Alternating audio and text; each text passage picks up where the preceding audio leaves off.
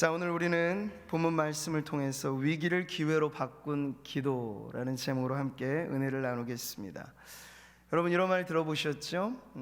지도자는 독서가이다, 이런 말이 있습니다. 물론 책을 많이 읽는다고 다 지도자가 되는 것은 아닙니다만, 지도자라면 반드시 책을 읽어 어떤 지력을 쌓고 통찰력을 얻고 이것이 필요하다는 말의 강조이죠. 우리는 느헤미야라고 하는 인물을 이제 쫓아가면서 한 가지 중요한 테마가 느헤미야 안에 있다는 걸 보게 됩니다. 바로 리더십이, 바로 느헤미야라고 하는 그 인물이 어떻게 상황을 대처하고 어떻게 문제를 풀어가고 어떻게 일을 만들어가는가를 보면서 참 하나님 나라를 세워가는 지도자는 이런 사람이구나 하는 것을 배우게 되는 거예요. 자, 근데 저는 느헤미야의 이 지도력 안에 빼놓을 수 없는 아주 중요한 것, 이 세상에 여러 많은 정치 혹은 경제, 사회 각 분야마다 지도자가 있습니다만 하나님 나라를 섬기는 지도자에게는 그들에게는 없는 또 하나의 아주 중요한 자질이 필요한데 그것이 바로 영적 리더십이라는 것입니다.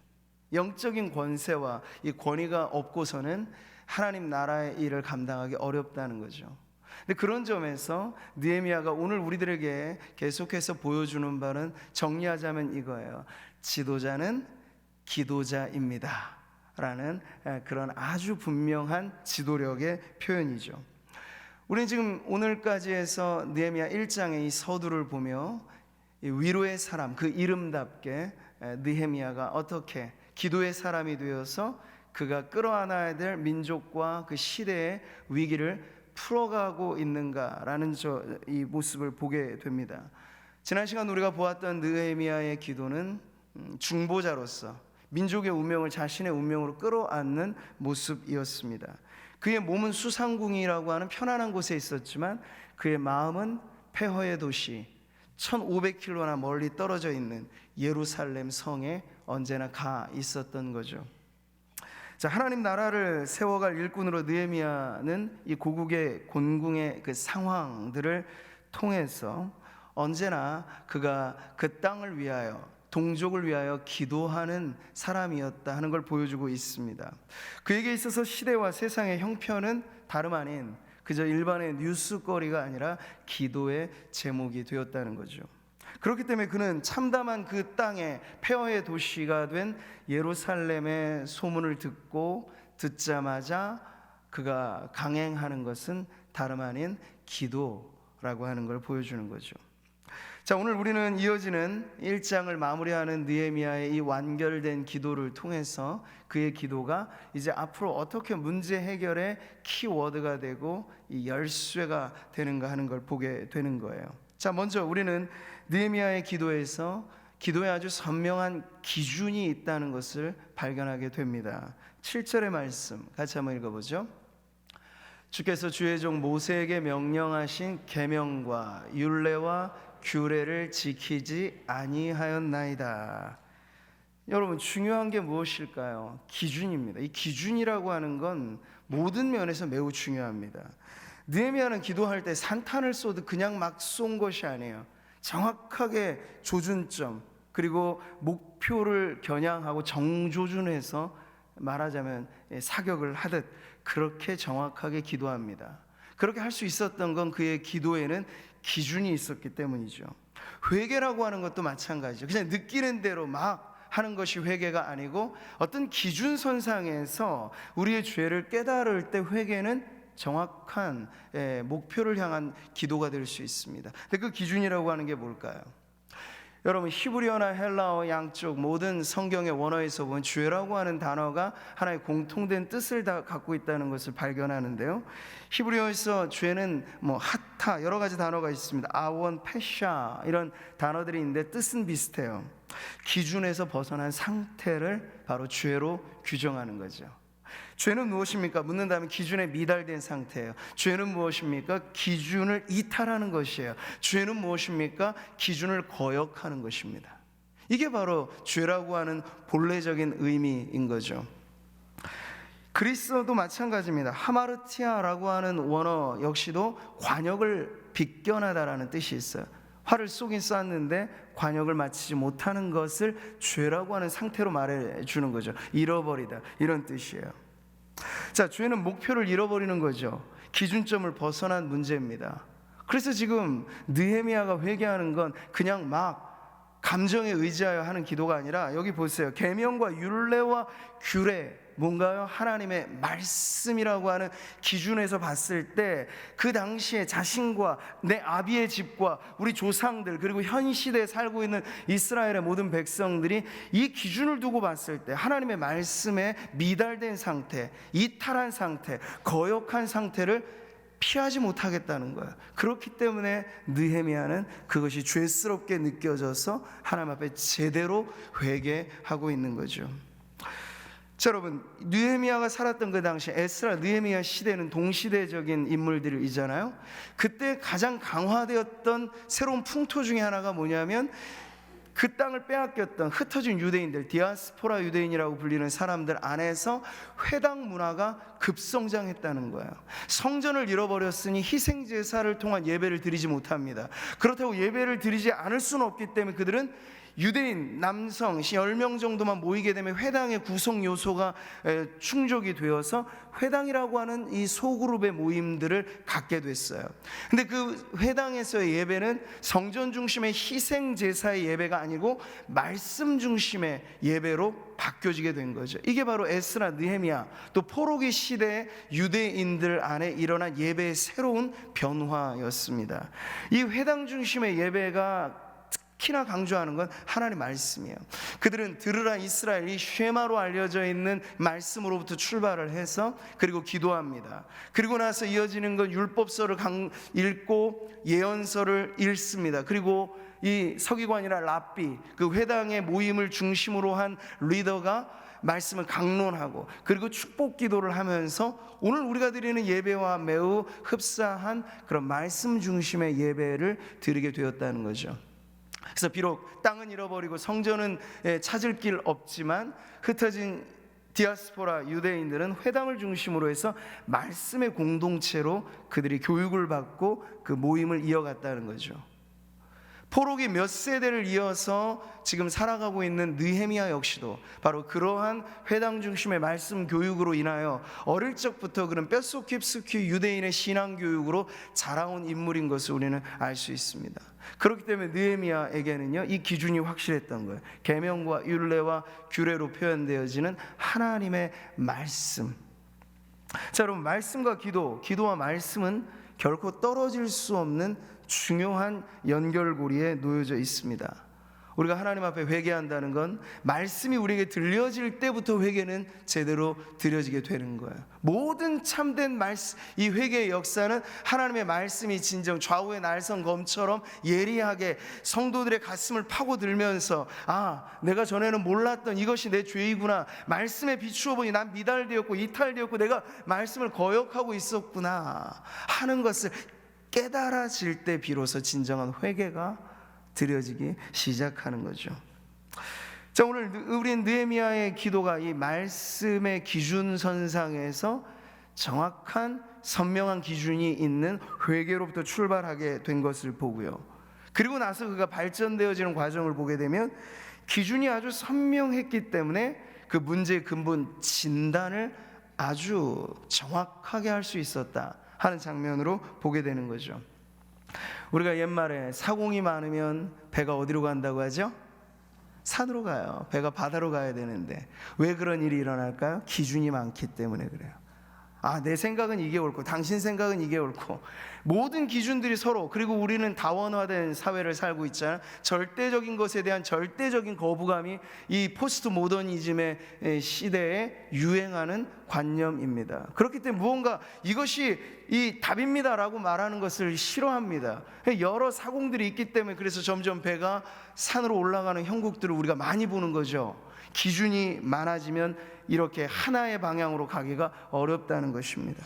자, 근데 느헤미야는요, 문제 진단을 해 나아갈 때 물론 여러 가지 정황 증거들을 보면서 그 당시의 문제라고 하는 건 이만저만 아니잖아요. 말하자면 여러 방면에서 문제는 사실 산적해 있었습니다. 정치, 외교, 안보, 국방, 경제, 어느 것 하나 할 것 없이 나라의 주권을 빼앗겨 버렸으니 어느 것 하나 온전할 길이 없는 문제투성이 상태였죠. 자, 이런 모든 것이 얽히설키 꼬여있는 당시의 문제를 풀어내간다는 건 이 실마리를 잡기가 너무 어려운 상황임에 틀림없습니다. 근데 느헤미야는 아주 정확한 명의가 진단을 정확하게 해내듯이 그는 이 영적인 문제의 진단을 이렇게 해 나갔습니다. 8절의 말씀이죠. 같이 한번 읽겠습니다. 옛적에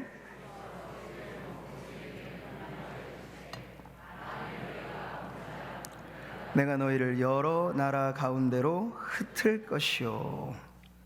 자, 이것이 바로 느헤미야가 파악한 그 현실의 자신의 이 동족의 이 문제의 정확한 진단이었습니다. 저는 우리가 살아가고 있는 이 세상이 많은 것에 있어서 발전을 구가하는 점에서 참 편리하고 좋은 세상이라고 생각을 합니다.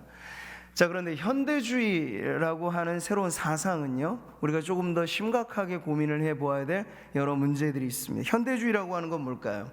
현대성을 지극히 숭앙하는 그러한 사고방식입니다. 말하자면 현대사회는 과거와 단절되어 있는 것처럼 우리는 옛 시대와 다르다. 지금 우리가 이룩해 놓은 이 모든 새 시대의 발전들을 보라. 우리는 옛 시대의 사람들과는 전혀 다른 차원의 삶을 살고 있다. 이제 신인류가 만들어질 수 있다. 이런 식의 어떤 현대에 대한 자부심을 갖고 있는 것이 현대주의라고 할 수 있겠습니다. 모든 것을 판단하는 기준이 현대의 과학이고 현대의 기술이고 현대의 문화, 학문입니다. 그러다 보니 옛 시대로부터 이어온 지혜의 연결고리가 끊어지게 되는 거야. 그것은 들을 가치가 없다고 생각하는 거죠. 온고지신의 지혜라고 하는 게 현대주의에서는 자리를 찾기가 어려운 거예요. 자, 그런데 실제로 이런 현대주의자들이 모여서 문제를 해결해가는 방식들을 보면 그것이 얼마나 근시안적인가 하는 것을 보게 돼요. 모든 문제들을 풀어갈 때 요즘에 사람들은 대담 프로를 만들어내고 각계의 전문가들을 불러내고 문제를 진단하고 해결책을 만듭니다. 자, 그런데 보세요. 우리가 경험하고 있는 이 세상은 여러 많은 사람들의 진단이 있고 말거리들은 많이 있지만 진정 문제 그 자체는 여전히 해결되지 않는 반복 다람쥐가 쳇바퀴를 굴리듯이 그렇게 돌고 도는 세상의 문제만을 경험하고 있습니다. 느헤미야는 그 시대로 말하자면 최고의 기술, 최고의 학문을 자랑하는 바벨론이라고 하는 땅에 살고 있었습니다. 바벨론의 학문이라고 한다면 엄청나게 사실 많은 학문의 진전이 그 시대에 있었던 나라입니다. 그렇지만 느헤미야가 고국으로부터 들은 이 소식, 그리고 그 문제로 인하여 해결책을 찾아 나아가기 위하여 순차적으로 해나갔던 이 진단은요, 그러한 그 당시대적인 기술의 기준이나 학문의 기준으로서가 아니라 아주 오래전부터 있었다. 옛 시대로부터 있었던, 언제까지 거슬러 올라갑니까? 모세 시대로까지 거슬러 올라가는 그 하나님의 말씀이 기준하여, 우리가 하나님의 말씀이 일러주는 그 기준에 우리가 서보니 우리가 잘못되었구나, 우리가 지금 죄 가운데 있구나 하는 것을 진단해낼 수 있었다는 거죠. 그러나 너희가 내게 청종하지 아니하여 이 모든 명령을 준행하지 아니하며, 이 레위기에 나와 있는 기준입니다. 축복과 저주는 언제나 사실은 동전의 양면과 같은 거죠. 어떤 의미에서 하나님의 말씀이 기준입니다. 근데 이 말씀을 순종하면 복을 받는 것이고, 말씀에 불순종하면 저주와 심판이 따르리라고 하는 것이 하나님의 말씀의 선언이었습니다. 내가 너희를 여러 민족 중에 흩을 것이요, 이게 지금 레위기의 말씀에 딸려 있는 그 말씀이에요. 내가 칼을 빼어 너희를 따르게 하리니 너희의 땅이 황무하며 너희의 성읍이 황폐하리라. 지금 그 말씀 그대로가 느헤미야가 살았던 그 시대의 현상을 진단해주는 말씀이라고 느헤미야는 붙잡은 거죠. 그렇기 때문에 이 기준에서 자신이 다른 누구를 탓할 것이 아니라, 이 시대 안에서 해결책을 찾을 것이 아니라, 우리가 뒤틀려져 있는 문제는 하나님의 말씀에서 벗어난, 하나님의 말씀에서 이탈된 불순종의 죄로 인하여 우리가 그 말씀이 예언한 그대로 이러한 저주와 심판 가운데 놓여져 있다. 그것을 그는 깨닫고 하나님 앞에 말씀대로 돌아가는 길이 우리가 살 길이요, 우리의 꼬여있는 문제가 풀어질 방법이다 하는 걸 그가 진단으로 깨닫게 된 거예요. 근데 안타깝게도 오늘날에도 이런 문제는 계속 반복됩니다. 얼마나 의료기기가 요즘에 최첨단화되어 있습니까? 그런데 의료기기를 최신식으로 모셔두고 있는 종합대학병원에도 의사들의 오진율은 그리 낮지가 않습니다. 매우 사실 통계로만 보자면 높게 나오는 것이 현상이죠. 그렇기 때문에 앞으로 의학 분야에서 AI, 인공지능이 의사들의 몫을 대부분 차지할 거라고 하는 예상은 아마 빠른 시일 내에 이루어질 거예요. 왜냐하면 이제 사람을 고치는 것 자체도 로봇 팔로 합니다. 그리고 그걸 조종하는 역할을 인간이 하는데 인간이 오독하고 오판하고 오진할 가능성이 많기 때문에 데이터를 분석하는 것조차도 이제는 인공지능이 하게 되는 그런 시대를 지금 예상하고 있다는 거죠. 그러니까 의학 분야만이 아닙니다. 사람들이 가지고 있는 이 오판의 문제, 오진의 문제라고 하는 건 우리가 가지고 있는 게 얼마나 나는 옳다고 생각하지만 기준 자체가 상대적인 기준을 가지고 말할 때는 그것이 하나님 보시기에는 절대적인 해결책이 아닌 것 가지고 서로 의견의 다툼만이 일어나는 것이 오늘의 우리가 반복해서 보게 되는 현 시대의 문제라고 할 수 있는 거죠. 그래서 저마다 이 분야가 다른 전문가들은 많아지고 있습니다. 예전에 우리는 명의로 말하자면 머리끝부터 발끝까지 통합적으로 인간을 이해했던 의사들을 생각했습니다만 지금은 그렇지가 않아요. 머리 전문 의사가 따로, 심장 전문 의사가 따로, 팔 전문 의사가 따로, 외과 내과 따로, 이 분야에서 다 따로 그렇기 때문에 자기가 관여하는 그 영역 넘어서를 말할 수도 없고 말해서도 안 되는 그러한 시대를 살다 보니 통합적인 이해가 거의 어려워진 시대를 우리가 살고 있다는 거예요. 그러니까 진단에 있어서도 심층적인 문제의 진단은 통합적으로 이루어져야 되는데 각 분야마다 내 소리가 맞다, 내 의견이 맞다라는 의견은 있지만 이걸 통합해서 우리의 나아갈 길, 나아갈 방향을 통시적으로 보여주는 그러한 리더십이 가면 갈수록 더 찾기가 어려워진다라고 말할 수 있는 거죠. 자, 근데 우리는 느헤미야의 리더십에서 아주 통합적인 문제 진단의 지혜를 보게 되는 거예요. 그런 기도하면서 문제의 원인을 찾았고, 그리고 그 문제의 원인은 그 시대의 문제가 아니라 모세 시대 하나님 말씀이 기록되어진 이후 전해진 모든 그 말씀에 빗대어서 그 기준에 잘못 서게 되면 사사시대가 그랬고, 출애굽할 당시 수백 년간 그들이 노예살이 했던 이유 역시도 그랬고, 지금 느헤미야가 속해 있는 그 포로기 시대도 동일한 문제는 하나님의 말씀에서 떠나가 버린, 하나님의 말씀을 지키지 아니하는 그 불신앙, 불순종이 이 모든 문제의 근본된 원인이라고 그가 밝히고 있는 것이죠. 사랑하는 성도 여러분, 선명한 기준이 있을 때 정확한 진단이 가능합니다. 우리가 전문가가 되자면 사실 성도들은 말씀의 전문가가 되어야 해요. 신구약 성경 전체를 가지고 우리가 서로의 어떤 문제를 가지고 이렇게 저렇게 말할 때 그 기준이 무엇이냐, 하나님의 말씀이 우리에게 너무나 선명하게 들려지면 그 말씀 앞에 우리는 다 맞습니다, 아멘입니다 라고 답하면 사실 문제될 거리는 많아지지 않을 것입니다. 오히려 문제거리들이 해결될 것입니다. 근데 이 말씀이 우리에게 그러한 기준으로 작용하지 않고, 말씀도 하나의 기준일 수는 있지만 그것만이 아니고 다른 기준은 또 있어, 이 부분에 있어서는 성경은 답을 줄 수 없어라는 우리의 사고 체계가 있게 된다면 말씀 자체를 우리가 상대화시키는 것이죠. 그러면 성경을 통해서 우리가 답을 찾기는커녕 오히려 계속해서 이 무질서한 오리무중 얽힌 이 실타래 풀어낼 길이 없는 그러한 카오스와 같은 혼돈을 벗어나기 어려워지게 될 것입니다.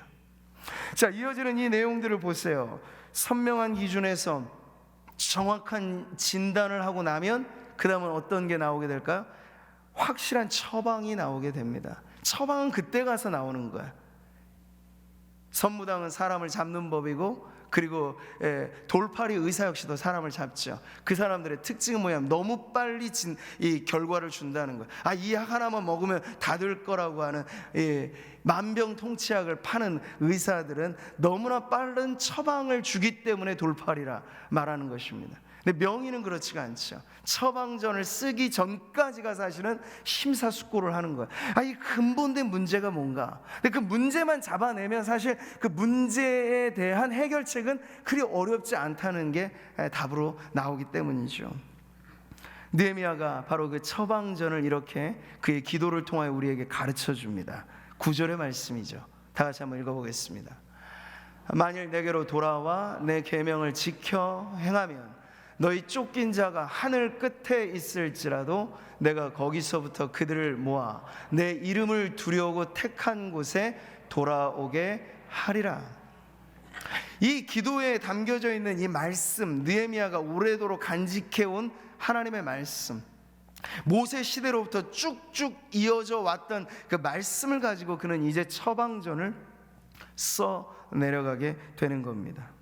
집 떠난 탕자로 말하자면 그는 다시 아버지에게 돌아오는 것이 그에게 있어서는 모든 문제 해결책이 되었던 것이죠. 마찬가지입니다. 불순종의 죄로 인해 이방 나라의 종노릇하게 된 지금 이스라엘 백성들, 말하자면 역출애굽이라고 하는 것입니다. 다시 포로된 상황으로 들어가게 되는 바벨론 포로 생활에서 그들이 새로운 돌파구, 회복을 찾는 길은 다른 데 있지 않습니다. 다른 전문가에 가서 물어볼 말이 아닙니다. 전심으로 하나님께 돌아와야만 해결될 문제였습니다. 아버지 하나님께 돌아와 그 말씀에 다시 순종하는 것이 가장 명확하고 정확한 처방전이라고 하는 거죠. 지금 느헤미야는 이미 1, 2차로 귀환된 포로 귀환의 시대에 이어 이제 자신을 통해서 이루어질 3차 포로 귀환의 시대를 이제 준비하는 그러한 리더였습니다. 또 한 차례 있게 될 포로 귀환 역시도 점진적으로 이루어질 그 회복의 역사였는데 그 역할을 해나갈 느헤미야가 잊지 말아야 할 가장 중요한 처방전은 바로 그가 돌이키게 할 모든 백성들이 그저 방향으로만 약속의 땅으로 돌아가는 것이 아니고 그저 건물로만 성벽을 다시 짓는 것이 아니고 전심으로 하나님께 돌아와 하나님의 백성으로서의 그러한 순종으로 돌이켜야 그들이 산다, 다시 온전히 회복될 수 있다. 느헤미야의 하나의 중요한 메시지는 회복이거든요. 근데 그 회복은 다른 길에 있지 않고 아버지께 돌아오는 탕자의 회복이 바로 가장 전형적인 성경이 우리에게 말해주는 회복의 모습임을 성경, 이 느헤미야가 보여주고 있다는 거죠. 호세아 선지자는 이렇게 외치고 있습니다. 같이 한번 읽어보죠. 오라 우리가 여호와께로 돌아가자. 여호와께서 우리를 찢으셨으나 도로 낫게 하실 것이요 우리를 치셨으나 싸매어 주실 것임이라. 호세아 선지자는 지금 하나님의 품을 떠나 고난당한 이 하나님의 백성들이 회복되는 길은 다시 그 하나님의 품에 돌아오는 길밖에 없다고 말해주고 있어요. 불순종으로 인하여 받은 저주와 심판은 순종으로 인하여만 다시 축복과 회복으로 전환될 수 있다는 거죠. 하나님은 어떤 분이십니까? 생사화복의 주관자이세요. 그러니 한나의 기도가 이것을 너무나 잘 보여주고 있잖아요. 같이 한번 읽어보겠습니다. 하나님은 죽이기도 하시고 살리기도 하시며 스올에 내리기도 하시고 거기에서 올리기도 하시는도다. 아멘. 우리가 지금 진정 찾아야 될 대상, 우리가 처해 있는 이 시대적인 위기와 이 상황적인 어려움에서 방법을 말하자면 여러 가지 많은 방법들이 지금 제기되고 있습니다만, 성도로서 우리는 모든 이 국민과 사람들을 대신해서 중보자적인 입장에서 하나님 앞에 나아가야 될 때 우리는 느헤미야가 찾았던 이 처방전이 오늘 우리에도 정말 실효성 있는 처방전이라고 하는 것을 믿어야 하겠습니다. 하나님께로 돌아오는 것, 그리고 그 얼굴을 구하는 것, 하나님의 얼굴빛이 다시 한번 이 땅 가운데 비춰짐으로 우리를 괴롭게 하고 두렵게 하고 우리를 죽음의 길로 몰아가게 하는 이 모든 문제들로부터 다시 살게 하시는 이도 다름 아닌 하나님이시다 하는 그 믿음을 가지고 위기 때는 모든 하나님의 백성들이 비상적인 기도로 더 간절하게 하나님을 찾아야 될 때임을 믿으시기 바랍니다. 세상이 말하는 건 대부분 일시적인 진통을 면하게 해주는 진통제들일 경우가 참 많아요. 근데 그걸 지나고 나면 통증은 또 오는 거죠. 근본 문제가 해결되지 않은 상태에서 반창고만 붙여가지고는 안 되는 일들이 너무나 많은데, 세상의 위안거리라고 말한다면 많은 경우에 이 진통제 처방이 많다는 거예요. 근데 하나님은 우리의 뼛속 깊숙이, 우리 보이지 않는 폐부, 우리의 영적인 그 모든 그 깊은 문제들을 다루시면서 진통제가 아니라 진정 우리의 이 모든 근본적인 고통을 치유해주는 치유약을 하나님께서 우리에게 주시는 분인 줄 믿습니다. 지금 우리가 다변화된 세상을 살면서 여러 분야의 여러 전문가들이 그렇게 활동하는 세상을 살고 있습니다만, 오늘 느헤미야의 기도를 통해 우리는 다시 한번 단순한 길을 찾아야 할 줄 믿습니다. 스트레스라고 하는 건 모든 의사들이 동의하듯 만병의 근본입니다. 이것으로 인하여서 몸의 질병의 징후들이 더 많이 심화되기도 하고 없던 병도 생기기도 하고, 정신적인 질환의 대부분은 스트레스로 인하여 기인하는 것들이 많다고 하죠. 그러니 사실 우리가 평안함을 잃어버리지 않고 대인과의 관계가 화평하고 하나님과의 관계가 화목하고 하게 되면 여러 가지 많은 이 스트레스로 인하여 생기는 질병에서부터는 자유할 수는 있을까요? 물론 병균으로 인하여, 바이러스로 인하여, 이 가족력으로 인하여 질병의 원인은 여러 가지 많이 있겠습니다만, 그러나 중요한 건 이 질병이라고 하는 것에 있어서조차 문제의 원인은 아주 단순할 수 있다는 걸 가르쳐 주는 내용이 바로 스트레스성 질환이라는 거예요. 근데 저는 오늘 말씀은 우리들에게 있어서도 복잡하기만 보이는 우리의 삶에 꼬여있는 문제들 역시도 헤집고 들어가면 문제의 실마리, 원인의 진단은 아주 분명하다고 믿습니다. 그게 뭘까요? 하나님과의 관계 문제로부터 모든 게 파생되어지는 문제가 된다는 것이죠. 하나님과 불화한 상태, 이것이 우리의 인간의 인생의 근본된 불행의 원인이 되는 거죠. 그 불편한 관계를 계속 이어갈 때 우리는 우리의 생에 계속되는 많은 문제들에서 벗어나기가 어려워지는 그런 삶을 살게 되는 거예요. 그렇기 때문에 오늘 말씀대로 하자면 하나님의 우리에게 들려주시는 처방전은 매우 단순한 거예요. 내게로 돌아와 내 계명을 지켜 행하라는 것. 바로 이 말씀이 우리 모두에게 만병의 하나의 진정, 하나님은 하늘의 의원이시기 때문에 돌팔이 의사하고는 다른 약을 우리에게 주시는 거예요. 신약과 구약이라고 하는 하나님 말씀을 통해서 우리에게 약을 주시는데, 그 말씀으로 돌아오고 하나님께로 돌아오면 우리가 지금 불편하게 살아가고 이 불행 속에 허덕이며 살아가는 우리의 인생에 분명한 해결책이 주어지게 될 줄 믿습니다. 오늘 말씀은 결론하는 자리에서 하나님 앞에 그렇게 느헤미야의 부르짖음을 들려줍니다. 하나님이여, 오늘 말씀해 보세요. 종들의 기도를 들으시고 오늘 종이 형통하여 이 사람 앞에서 은혜를 입게 하소서라고 말하면서 그는 무엇보다도 간절히 하나님의 약속의 말씀을 하나님 스스로가 잊지 말아 주십시오 라고 하나님 원컨대 청하건대 기억하옵소서라고 호소하고 있습니다. 여러분, 3월에 피는 여러 많은 봄꽃들 중에 물망초라고 하는 꽃이 있습니다. 물망초 아주 예쁜 꽃이죠. 물망초의 꽃말이 뭔지 아시죠? Forget me not, 나를 잊지 마세요 라는 뜻이에요. 이 독일의 이 물망초에 얽힌 이 슬픈 전설이 있습니다. 사랑하는 연인 이 위에서 섬에서 이 아름다운 꽃을 따다가 사랑하는 애인에게 주고자 했는데 급류에 휩쓸려서 그 청년이 그만 죽어가면서 마지막 건넨 그 꽃, 그 한 송이, 그것이 이제 물망초라는 건데, 그래서 평생 이 연인을 잊지 못하고 그 꽃을 간직하며 살았다 해서 나온 꽃말의 유래입니다. 나를 잊지 마세요. 저는 오늘 이 느헤미야의 기도의 마지막 부분에 강력한 호소가 바로 이런 애틋한 염원을 담고 있는 것. 하나님 기억해 주세요. 하나님 나를 잊지 말아 주세요. 지금 느헤미야가 간구하는 것, 우리가 주의 백성인 것을 주님 기억해 주십시오. 그리고 우리가 하나님의 말씀에 거역하여 지금 이 모양이 되었는데, 우리가 하나님의 말씀으로 다시 돌아오면 우리를 회복시켜 주시겠다라고 한 그 말씀을 하나님 잊지 말아주세요 라고 무엇에 호소하고 있습니까? 하나님의 말씀에 호소하고 있는 거예요.